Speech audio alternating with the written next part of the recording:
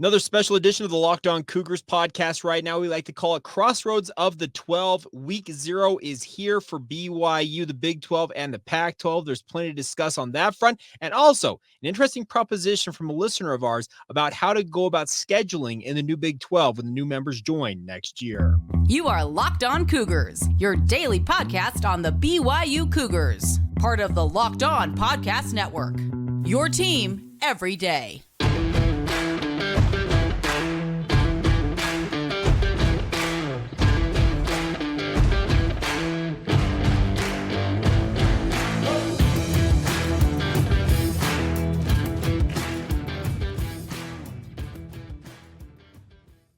What's up, everybody? I'm Jake Hatch, your host here on Locked On Cougars, your resident BYU insider. Thank you for making Locked On Cougars and Crossroads of the 12 your first listen of the day. Thank you to all of you who are everydayers with us right here on the Locked On Podcast Network.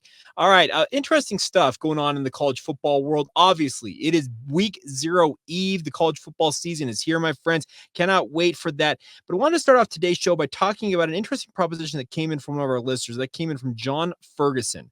I sent this email to lockedonbyu@gmail.com. You can reach out to us anytime at that email address, and obviously appreciate your guys' feedback. And John says this: I have wondered, I'm reading this off my phone, the email says, I have wondered about the pods you spoke about a couple weeks ago. Has anyone talked about the Big 12 forming 4 divisions? He says you would play the other 3 teams in his proposal here. You play the other 3 teams in your division, then play all 4 teams in another division on a rotating basis, and then 1 team from each of the other 2 divisions. Those could be chosen by where you were ranked in your division in the previous year. For example, BYU wins the division in 2024. They play every team in their division, every team in Division 2, and the first place teams in Divisions 3 and 4, or however you want to divvy it out. It says the beauty of all this is that they could then have a playoff round of 4 division winners and then a conference championship game. Think of all the interest that conference could be generated from having their own playoff game. Just some food for thought, John in Central Texas. Well, John, thank you for reaching out. It's an interesting proposition because I'm going to throw up the graphic here of the pods I threw out a couple weeks ago up on, if you're watching this on YouTube, you'll see it. And the pods are pretty simple, I feel like. You have BYU and Utah and the Arizona schools in one pod. I would make a slight adjustment to this after a number of you responded to this. Essentially, I would shift Houston over with Cincinnati, West Virginia, and UCF in that Eastern pod. You'd have Baylor, TCU, Texas Tech, and Oklahoma State together. And then you put Colorado, the Kansas schools, and Iowa State, to keeping them all together, thereby keeping Farmageddon, which is actually one of the better rivalries as well in the Big 12 conference altogether. But to his point, you would essentially, if you're BYU, you play Utah, Arizona State, and Arizona, and then in theory, on any given year, you would play either that Texas-centric division with Oklahoma State, Texas Tech, TCU, and Baylor. You could play the Kansas schools, Colorado, Iowa State. It's just an interesting proposition there. The only problem I see with this, John, is the having to schedule that many games plus potentially having a playoff round with the 4 division winners, essentially creating a 2-tier playoff in the Big 12 conference, and obviously having the college football playoff on top of that. That's a lot of games and not a lot of time because the window is already going to be severely cramped beginning in 2024 with the 12-team playoff. Many of you might know this. If you don't, the 12-team playoff is going to start the weekend that typically we see bowl games starting. Think about the Bahamas Bowl. BYU played in the New Mexico Bowl on that opening weekend last year, if I recall correctly. That's when those college football playoff first-round games on campus would be taking place.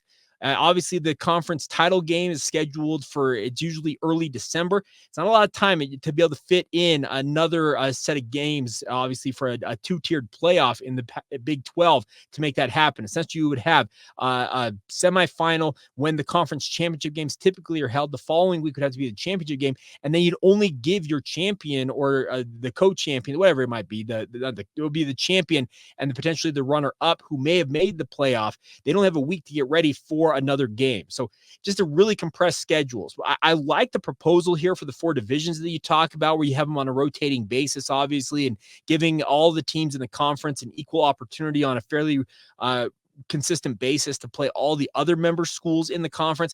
I just think that the only thing I would have qualms with is the idea of having that 4-division winner semifinal essentially to set up the Big 12 title game. Now, is anything out of the realm of possibility going forward with college football? No, it's not, because who would have thought just 3 or 4 years ago that the Pac-12 was on its last leg, or legs, if you want to call it that? Who would have thought that the Big 12 now has 16 teams? Who would have thought that BYU and Utah are back together in a conference?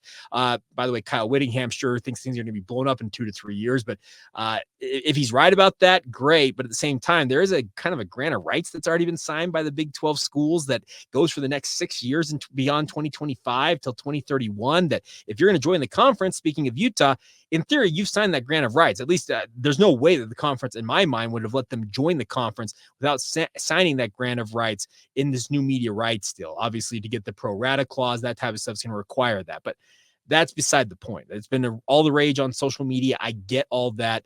But the bigger topic at hand, I feel like, is this proposal from John. I like the idea of having these rotations there for these conference schools to be able to play each other fairly often.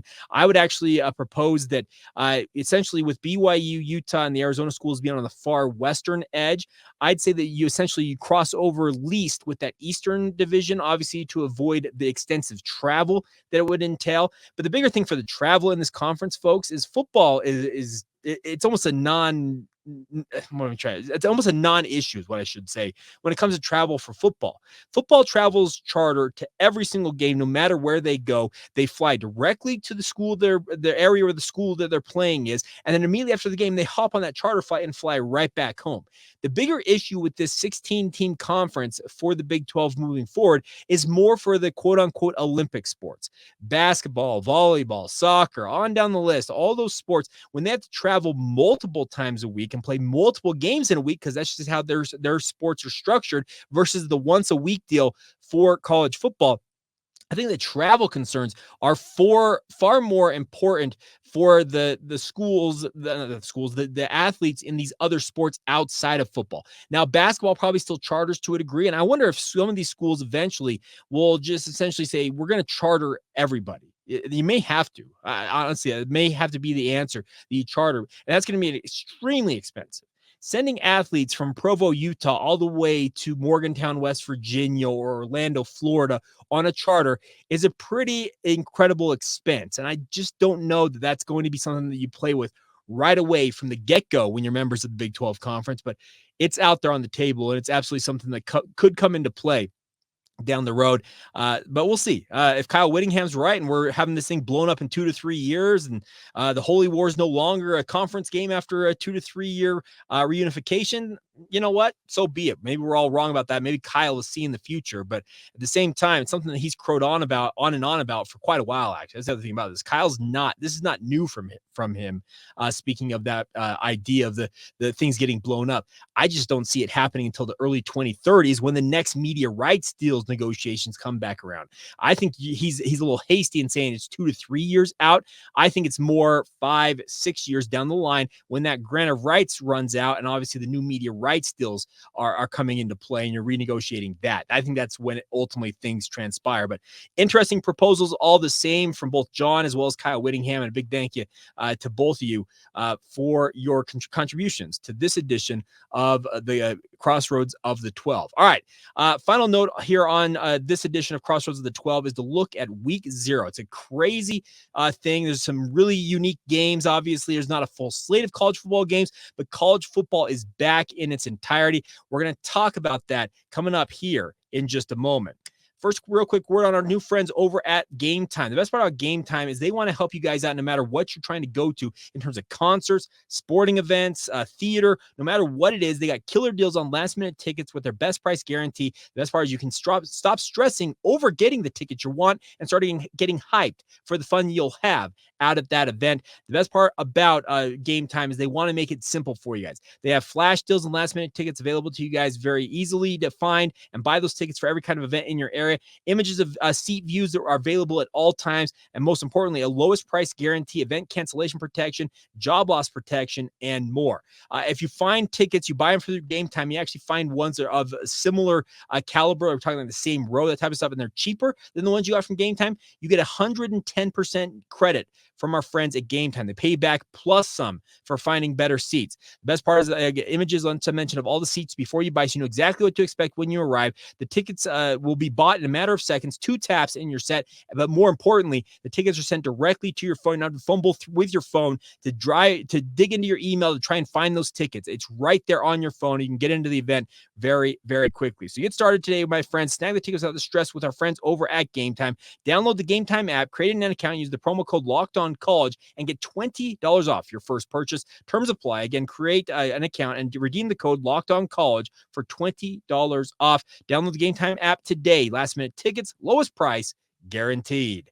Thank you once again for joining us here on the Crossroads of the 12, a special edition of Locked On Cougars, a subsidiary, I guess you could call it, a sister podcast, no matter what you want to call it. Fun times all the way around. But it is week 0, my friends. Excited to be watching some college football tomorrow. It's been a really long offseason. We all know this. Conference realignment obviously reigns supreme throughout almost the entirety of this past offseason, but the games are back, albeit in a limited fashion. We don't have a full slate of games. We'll get that next week, and we'll do another edition of this in the lead up to week 1. But there's some big games, and I want to run down to kind of my picks. I'm going to make this a goal to go all season long and kind of update you guys week to week on how I'm doing with my overall picks.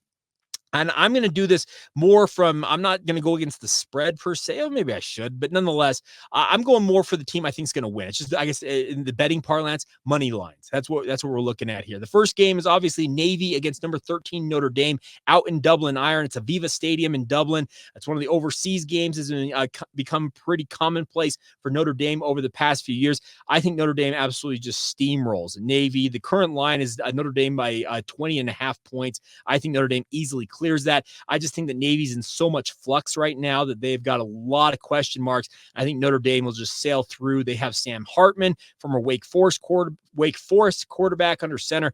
I think Notre Dame rolls very, very easy. Interesting one here. UTEP visiting first-year FBS school Jacksonville State. Now, Jacksonville State, alongside Sam Houston State, who BYU faces next week, are new members of Conference USA and playing their first games as FBS schools. They have been FCS schools up until this point. But UTEP making a unique trip to play Jacksonville State's first FBS home game and the first FBS game ever. I think UTEP may squeak this one out. It's actually a very tight line. UTEP by 1.5 points as of recording of this podcast. Keep an eye on Jacksonville State, though. Rich Rodriguez. Remember Rich Rod? He is the head coach of Jacksonville State. This is an interesting one, by the way. It's not Jacksonville, Florida. It's in Jacksonville, Alabama, folks. Jacksonville State down there in the great state of Alabama. UMass, New Mexico State. Now, this is kind of the funny juxtaposition of what week 0 can offer, because UMass, New Mexico State is on the mothership.